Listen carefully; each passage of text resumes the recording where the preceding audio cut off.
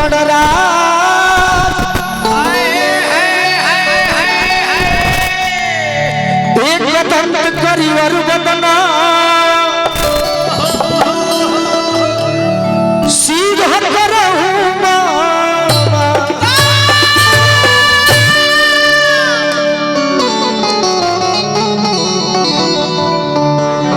जयंती मंगला काली भद्रकाली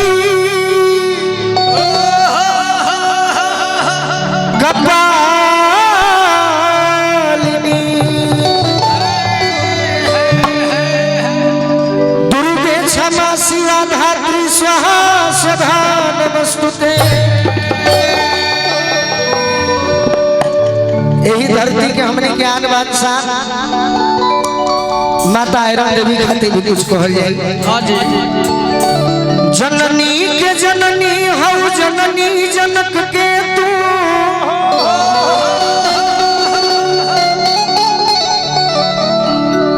जयती जयती जयकार जग जननी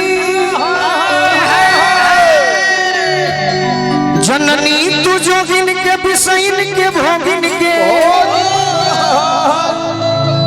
सब कर जननी हमार जग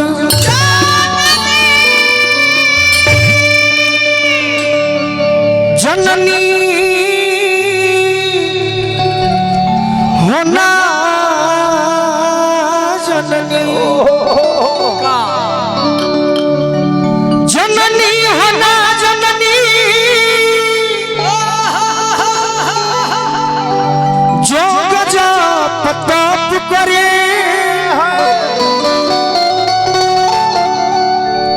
जननी न वेद हम गवार जग जननी जननी हो जाना जन्म तुआ चाहत काबा गोलू राज लैका तोहार जग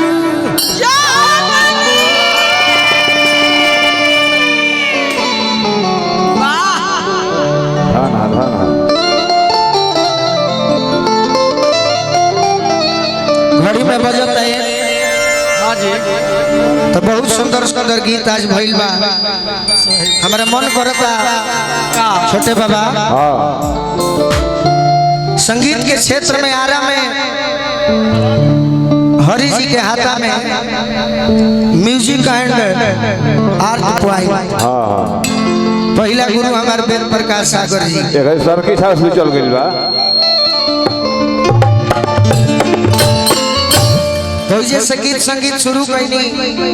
तनी मनी भरत शर्मा जी के सुननी गायत्री ठाकुर जी के सुननी गावे की इच्छा भई बाकी आज गड़िया में जब आवत रही ग्रैंड हई होटल हन आरा ग्रैंड होटलवा में जनी चाचा एगो लय सुननी हम महेंद्र कपूर जी के प्रेमी अपना प्रेमिका से कहो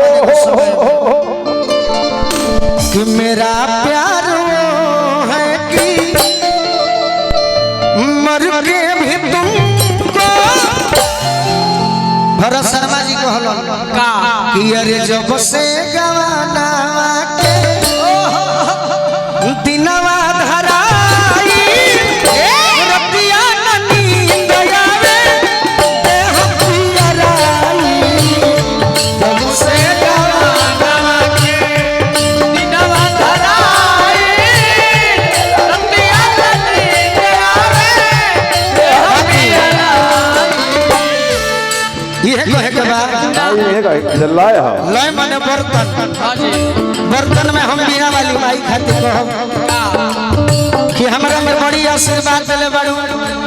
अब अपन आशीर्वाद शिवसेना कमेटी पर बनावो कि हर साल रोरा सब प्रोग्राम कराई एक से एक बढ़ के कलाकार आवस कोनो कलाकार हम मंच पर बाकी मत रहो कहते हैं भाई बट बड़ी गरजिए से बट बड़ी गरजिए से गरजी लगावे आवए मतारी को बबुआ कलार हो बनी जा घेवैया नैया परम मजधार हो